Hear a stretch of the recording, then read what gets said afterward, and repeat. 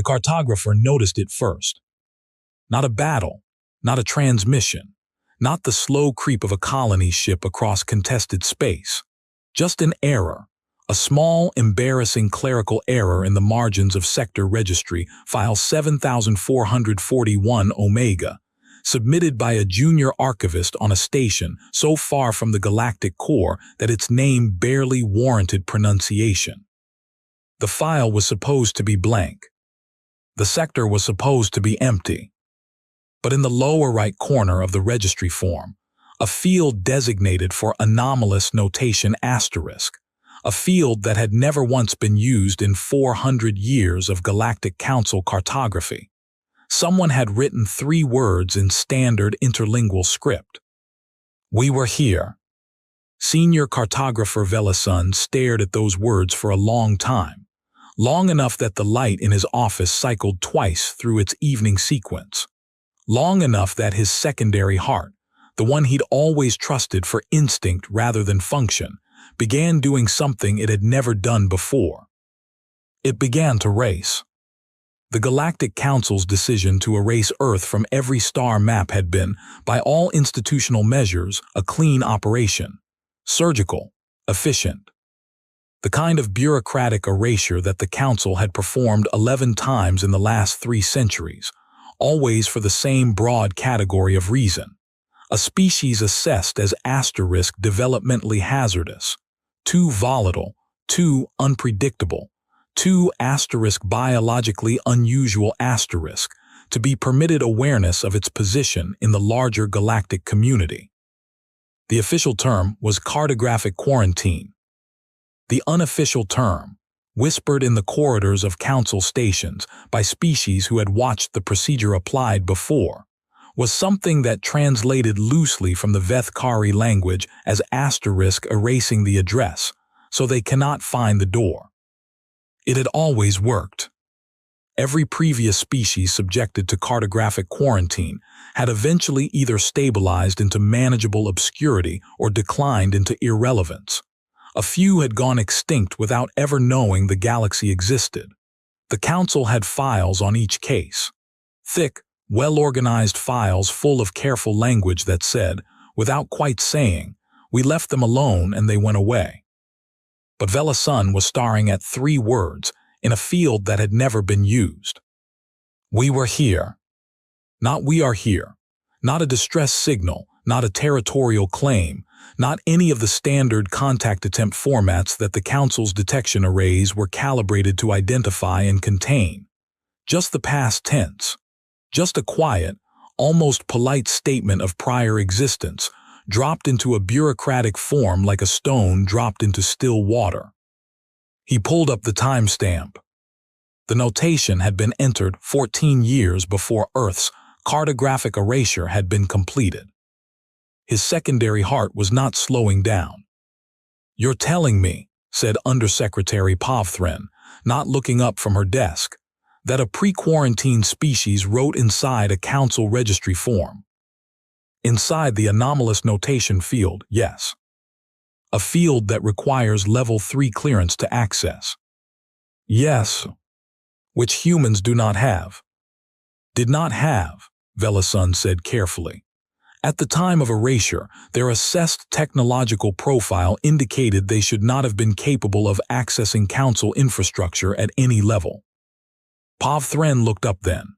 She had a face built for skepticism, long, angular, the kind of face that had spent decades perfecting the expression of institutional disbelief. She wore it now, but underneath it, Velasun could see something else. Pull every anomalous notation field, she said quietly. Every registry, every sector, all 400 years. That's 47 million files. Then start now. He started now. The results took 6 days. 6 days during which Velasun did not sleep properly, during which he told himself repeatedly that this was a clerical anomaly, a system glitch, a prank by bored junior archivists. 6 days during which his secondary heart did not slow down at all. The results, when they came, did not slow it down either. We were here, Sector 7441 Omega, 14 years pre-erasure. We were here. Sector 2209 Delta, 22 years pre-erasure. We were here. Sectors 18,004 and 18,005 and 18,006, filed on the same day, 31 years pre-erasure, in 3 different registry systems that were not supposed to share a network architecture.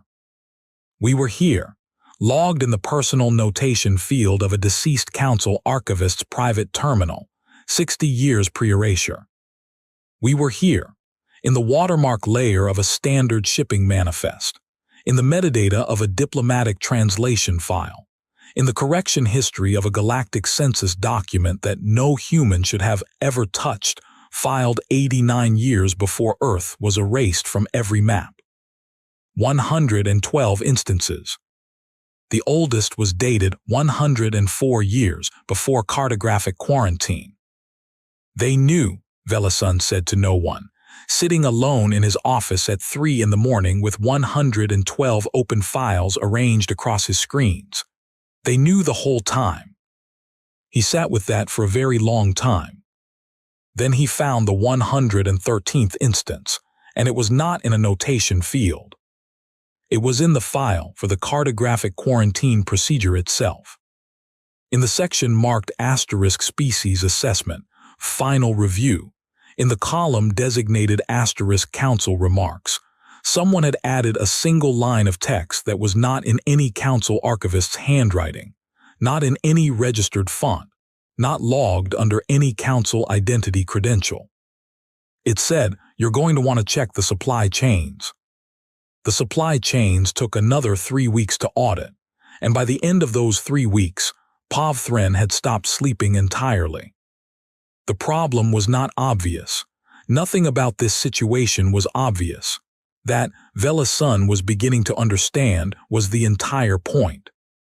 The Galactic Council's supply infrastructure was vast, thousands of cargo routes, tens of thousands of independent contractors and freight operators and material processors, spread across a volume of space so large that no single administrative body had ever successfully mapped it completely. Nobody had thought to map it completely.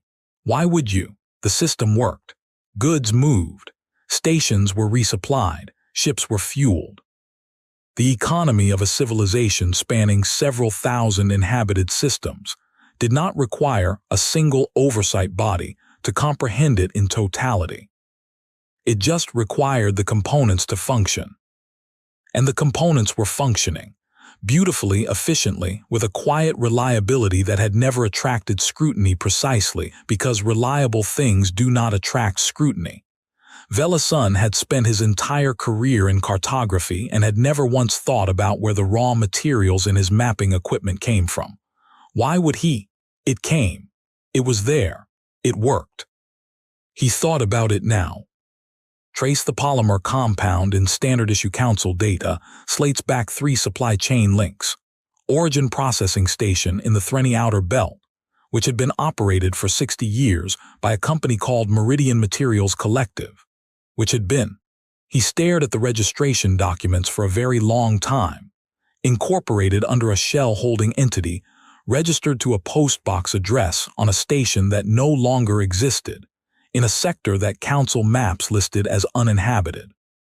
A sector that, if you overlaid the old pre-erasure stellar cartography, sat at coordinates that once belonged to a system called Sol.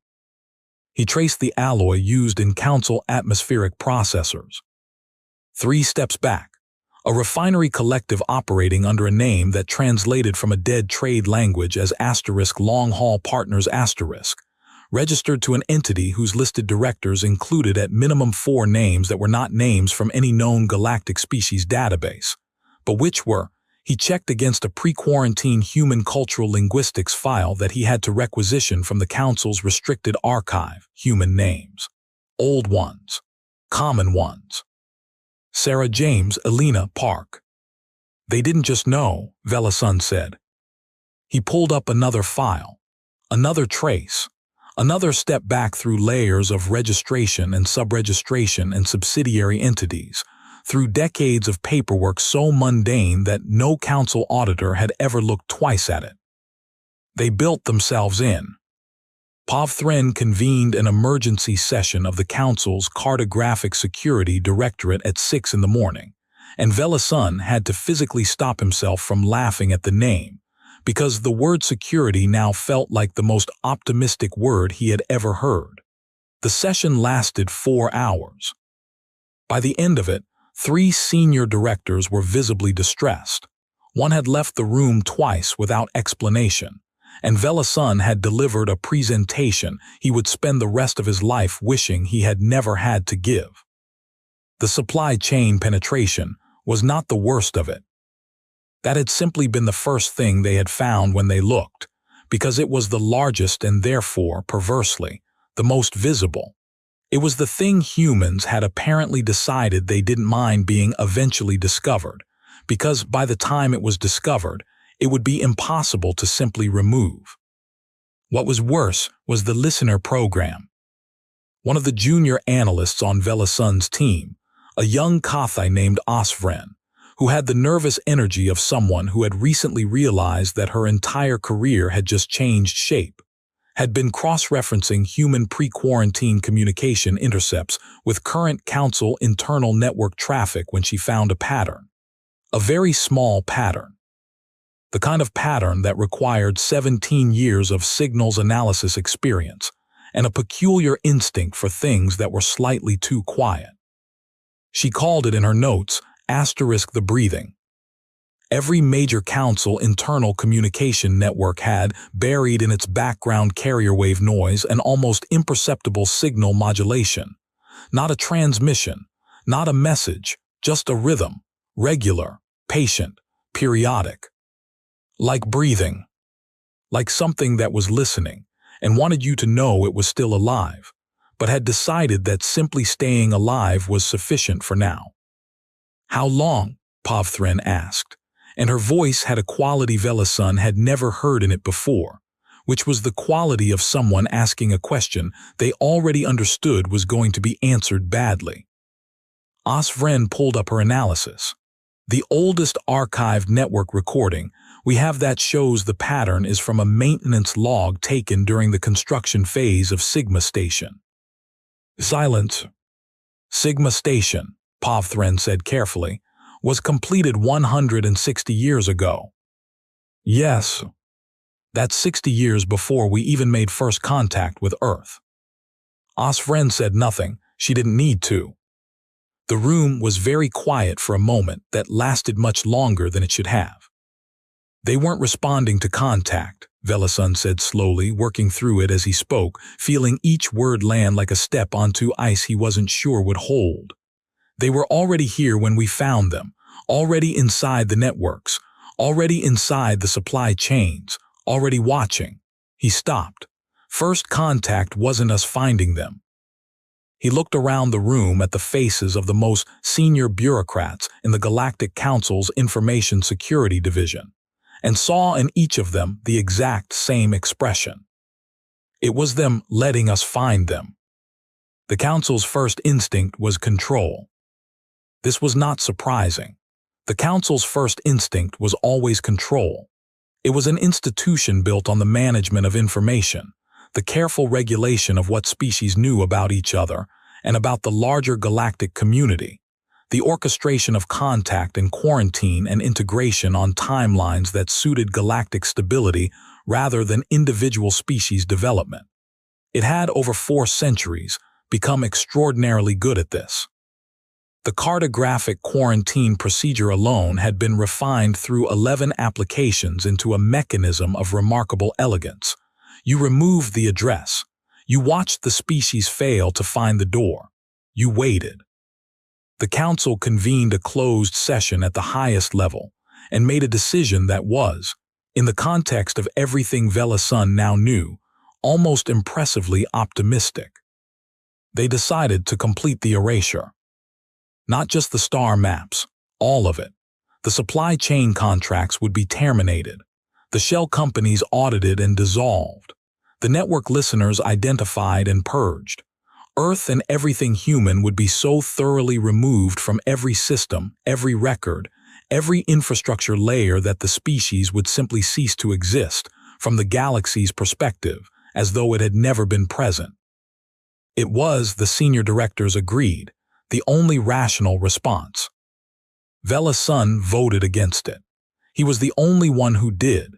He did not do so because he had any particular affection for humanity or any philosophical objection to quarantine as a policy. He voted against it because he was a cartographer, and cartographers understood something that administrators sometimes forgot. You cannot erase something that does not have a single location. The termination order went out at dawn. By noon, the first contractor responses were coming in, and they were all variations of the same answer, worded in different ways by different logistics operators across different sectors of the galaxy, but meaning in aggregate the same thing. We cannot locate a point of contact. We cannot locate a signatory. We cannot locate a corporate headquarters, a registered agent, a primary office, or a physical address. The entity appears to exist only as a network of agreements between other entities, each of which refers back to a different point in the network. We have been unable to find an origin node. The contract appears to be self-sustaining. Vela's son read these responses and sat in his office and thought about a species that had watched the galaxy erase its address and had responded by making sure it didn't need one. He thought about what kind of mind looks at the prospect of erasure and thinks, "Fine, then we'll be everywhere instead of somewhere." His secondary heart had been racing for 3 weeks now. He had stopped expecting it to slow. Her name was Myra Vasquez, and she was the first human Vela's son had ever spoken to directly. And she was sitting across from him in a small room on a station he was not permitted to name in this account, drinking something from a metal container with the ease of someone who was exactly as comfortable as she appeared to be. Which was, he suspected, the entire point. She was not what the pre-quarantine assessment files had described. The files had described a species characterized by emotional volatility, short planning horizons, tribal cognitive biases, and difficulty with abstract systemic thinking. The woman sitting across from him was calm in the specific way that people who have made very large decisions and then waited a very long time for those decisions to pay off are calm. The calm of deep patience. The calm of someone who has been holding their breath for a century and has only now slowly let it out. "You've been watching us for over 160 years, Vela's son said. "We've been here for over 160 years, she said. "Watching implies we were waiting for something. Mostly we were just living. Inside our infrastructure. We were part of your infrastructure." She set down the metal container. "There's a difference. We weren't hiding in your walls. We were helping hold them up." He processed that. The supply chains. The supply chains, yes. Also the atmospheric processing contracts for 7 council stations, the cold chain logistics for the Veth Kari medical distribution network, long-haul freight for about 14% of the outer rim construction boom that happened 50 years ago. She paused. "The polymer compound in your data slates has a human patent at the base of its production chain, has for 60 years. And the listeners in the networks." Something shifted in her expression. Not guilt, not quite, something more complicated. "That was insurance," she said, "in case you decided to do something worse than erase our maps." The word *worse sat in the air between them. "What," Vela's son said carefully, "did you think we might do?" She looked at him for a long moment. "The assessment file you wrote on Earth," she said, "before the quarantine. The one your people used to justify why we needed to be contained. We read it." He had not expected that. "You described us as developmentally hazardous," she said. "Volatile, unpredictable, a species that history suggested would either stabilize or decline. You used the phrase manageable obscurity as a desirable outcome." Her voice had not changed temperature. 11 previous species had been quarantined under that protocol. 3 went extinct. Your files categorize them as cases of natural developmental failure. She picked up her container again. We wanted to make sure *natural* was doing a lot of work in that sentence. The room felt different than it had a minute ago. So the listeners, Velasun said. So the listeners.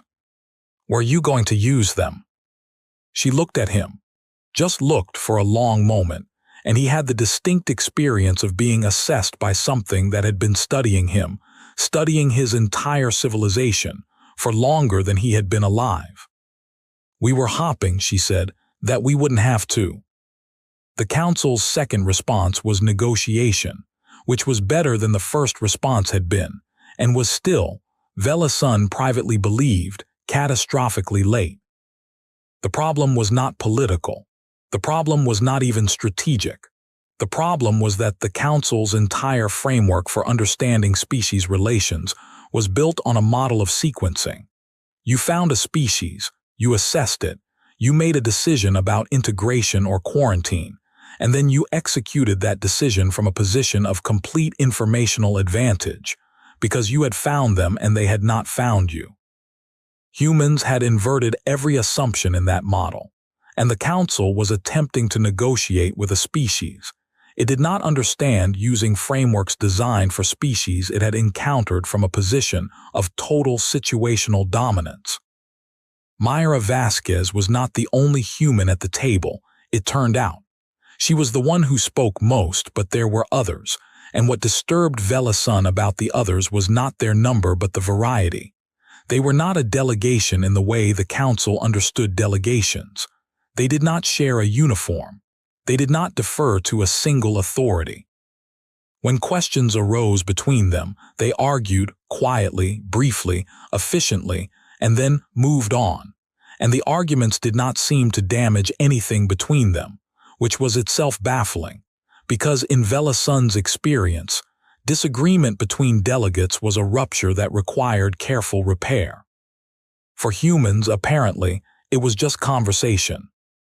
Who authorized your presence here? Povthrin asked at one point, and the question was meant to establish hierarchy, to find the point in the human structure where authority resided so that the council could address it. One of the other humans, an older man with white hair and a patient expression that reminded Velasun of geological formations, answered before Myra could. Nobody, he said. We authorized ourselves. This is how we do it. Someone must hold decision-making authority. Several people hold parts of it, Myra said. It's distributed. Different people have different mandates, different knowledge, different relationships within the networks. When we need to decide something, we use the people whose mandate covers it. And if those people disagree. She glanced at the older man, and something passed between them that Velasun couldn't quite read. Then we keep talking until we don't, she said, or until the decision becomes irrelevant because something else happened. Povthrin pressed, that's not a system of government. No, Myra agreed pleasantly, it isn't.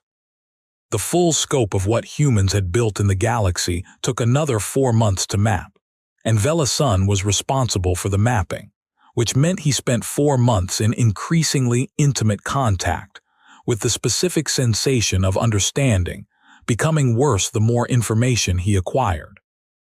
The supply chains were the most visible layer, and therefore, he now understood, the layer humans had built first and most deliberately, not because it was the most important, but because it was the most asterisk legible.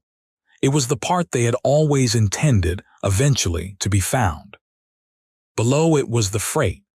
The small, unremarkable cargo operations scattered across the outer rim and the mid-sectors, operated by quiet companies with forgettable names, moving goods between systems with the competent invisibility of people who understood that the most effective way to be somewhere was to be useful there. Below the freight was the personnel. This was the layer that took Velasun the longest to map, partly because it was the most diffuse and partly because it required him to go back through decades of immigration and labor records for hundreds of stations and cross-reference them against a linguistic pattern matching system that Osvren had built. half of it modified from a human-designed cryptographic tool that the Council's communications division had been using for 11 years without knowing where it came from. The results were, by any measure, extraordinary.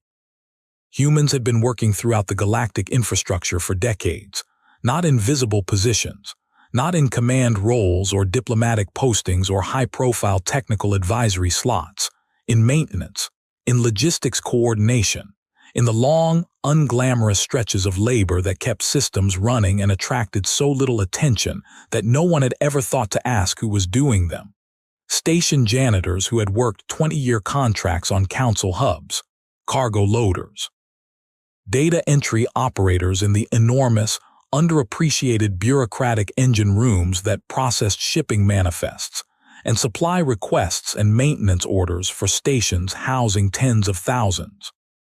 They were invisible because they were working, Osfren said one evening, looking at the map they had built together, a map that showed a faint but unmistakable human presence threaded through the galactic infrastructure like a nervous system through a body. We look at species by what they build: ships, stations, weapons, monuments.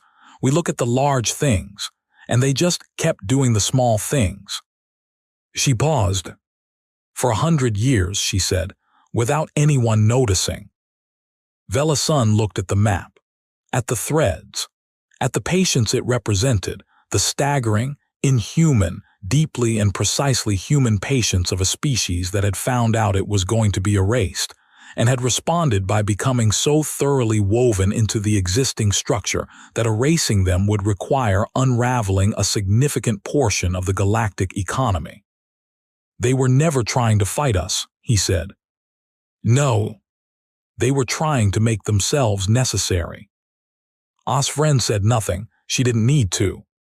The moment that broke something fundamental in Velasun's understanding of humanity came not from a report or a data file or a negotiation session, but from a single piece of paper. Actual paper, pressed, processed, human-manufactured paper, which was not a common material in galactic infrastructure, and which Myra Vasquez had brought to the negotiating table one morning and set in front of him without explanation. It was old. The edges were soft with handling. The text on it was in standard interlingual script, but the document itself, the style of it, the layout, the specific bureaucratic formality of the language was clearly human in origin. It was a meeting record. A human meeting record, dated 107 years ago, from a gathering held in a location described only as *A station we are not at liberty to name in this document. And Velasun felt something cold move through him, reading that, attended by 23 named individuals and an indeterminate number of unnamed ones. The meeting record was dry and procedural. It recorded debates about logistics and timelines and resource allocation. It recorded proposals and counterproposals and votes, and the outcomes of votes. It was exactly the kind of document that would put a council archivist to sleep in under 10 minutes. But Velasun read the entire thing, because about a third of the way through, he found the section that explained everything. And it was not the section about supply chains or network access or corporate structures. It was a single paragraph headed * long-term assessment, human phrase, direct translation, in which the assembled humans discussed, with the matter-of-fact calm of people planning a very long camping trip, the realistic possibility that the Galactic Council would eventually discover what they were doing and would attempt to remove them from the infrastructure they had built. They had thought it through completely. They had anticipated the supply chain terminations and the personnel audits and the corporate dissolution orders. They had identified, a century before it happened, every specific step the Council would take, and they had built around each one of those steps, and they had, in this meeting record, described exactly what they had built and why. But that was not what broke something in him. What broke something in him was the final item on the agenda, headed * acceptable outcomes. The assembled humans had discussed, carefully and at length, what they were willing to lose, whether some members would be identified and expelled, whether some companies would be dissolved, whether some networks would be severed. They had treated each of these outcomes as possible and manageable. And then they had written, in the final line of the meeting record, the thing that made Velasun sit very still for a long moment and not speak. We accept that we may not live to see this work. That is acceptable. The work is what matters. He set the paper down. This meeting, he said, every person at it, how many of them are still alive, Myra said. She was watching him with an expression he had learned to recognize over the past weeks as her version of gentleness, which was softer than it looked. 4 out of 23. And they knew when they met. They knew they probably wouldn't see. Yes. They did it anyway. Yes. He looked at the paper, at the careful handwriting of someone a century dead, planning for a future they would not see with the methodical calm of people who had decided that the future was worth planning for regardless. Why, he said, and the question came out differently than he had meant it to. Less administrative, more honest. Myra picked up her metal container. She was quiet for a moment, and he had the sense she was deciding how to say something true rather than something useful. Because we're still here, she said finally. Because being erased from the map didn't erase us from the galaxy. Because the people in that room decided that if you were going to remove our address, we would simply not have an address to remove. We would be asterisk in things instead. She set the container down. Because when you told us we didn't exist, we figured the best answer was to make sure everything you relied on was built, at some level, with our hands. She met his eyes. And because some things, she said quietly, are worth doing even if you don't see them pay off, especially then maybe. The Council's formal recognition of human presence throughout the galactic infrastructure came 6 months later and was, as all Council actions were, deeply procedural and exhaustively documented. There were forms. There were review processes. There were subcommittee assessments and expert testimonies, and an entire classification restructuring to account for a category of species relationship that the Council's taxonomy had never previously needed. The category was eventually labeled interwoven species, a term generated by a Council linguistic committee that spent 6 weeks on the terminology and settled on asterisk interwoven with obvious discomfort, because the word implied a kind of thoroughness that made everyone who used it feel slightly uneasy. Velasun attended the formal recognition session and said nothing during it, because everything he would have said felt insufficient. He had spent the previous 6 months mapping what humans had built. He had finished the map 2 days before the recognition session and had then spent those 2 days sitting with it, because the map was not what he had expected. He had expected something aggressive, something that looked, in retrospect, like a plan to conquer or compromise or coerce. The Council's framework for understanding species relations gave it several templates for what a dangerous species looked like when operating covertly within galactic infrastructure, and all of those templates shared a basic shape: concentrated pressure on key systems, leverage points exploited, fail-safes built to destabilize if threatened. The human network didn't look like that. It looked, if he was being honest with himself, like maintenance. Like 100 years of small, careful, competent people showing up and doing work that needed doing and building relationships in the process. Cargo loaders who had worked alongside Kethri dockworkers for decades and knew their families. Data entry operators who had covered for sick colleagues without being asked. Supply chain managers who had flagged problems with orders before they became crises, who had optimized routes and reduced waste and made themselves, one small decision at a time, asterisk reliable. Not strategically reliable, just reliable, just good at their jobs day after day for 100 years. The listeners in the network were the only piece of it that felt like what the Council would have called a weapon, and even those, Velasun now understood, had never been activated, had been sitting in the background carrier wave noise for over a century, breathing quietly, ready and unused. Insurance, Myra had said. Just in case.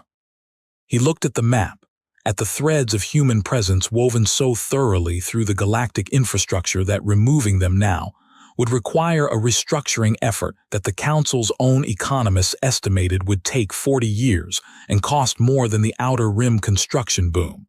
And he thought, they built this without being sure anyone would ever recognize it. They built this knowing they might all die before it mattered. They built this as an act of faith in people who came after them, in a future they couldn't see, for a species that the galaxy had decided didn't warrant a location on any map. And they had won, not by being stronger, not by being faster, not by outmaneuvering the Council in any strategic sense, but by continuing, by doing the work, by being so genuinely, persistently, unshakably asterisk present that there was no version of removing them that didn't also damage everything they had touched, which was nearly everything.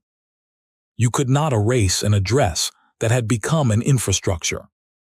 You could not quarantine a species that had made itself part of the walls.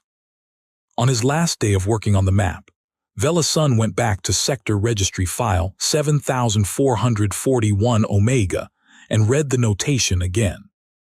We were here. He had been thinking about those words for months, and he had thought about them in many different ways, as defiance, as proof, as a statement of territorial persistence, as a breadcrumb left deliberately for exactly this moment. All of those interpretations had some truth in them. But sitting with the map complete and the recognition session 2 days away, and 104 years of patient human work laid out in front of him, he thought he finally understood what the words actually meant. Not defiance, not proof, not a breadcrumb. Just truth.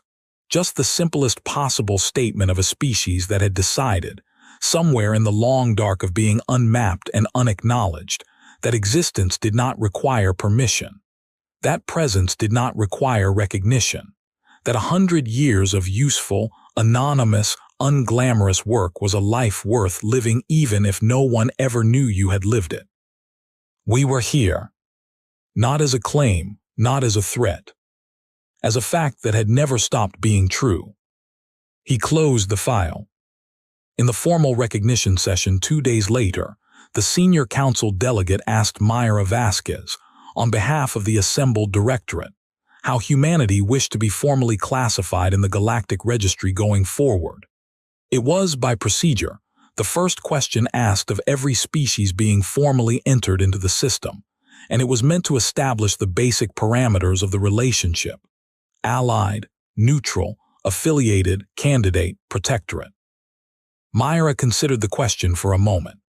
Around her, the assembled council delegates and their analysts and their procedural officers waited with the attentiveness of people who understood this answer would generate a great deal of subsequent paperwork. Already here, she said. The delegate blinked. That is not one of the available classifications.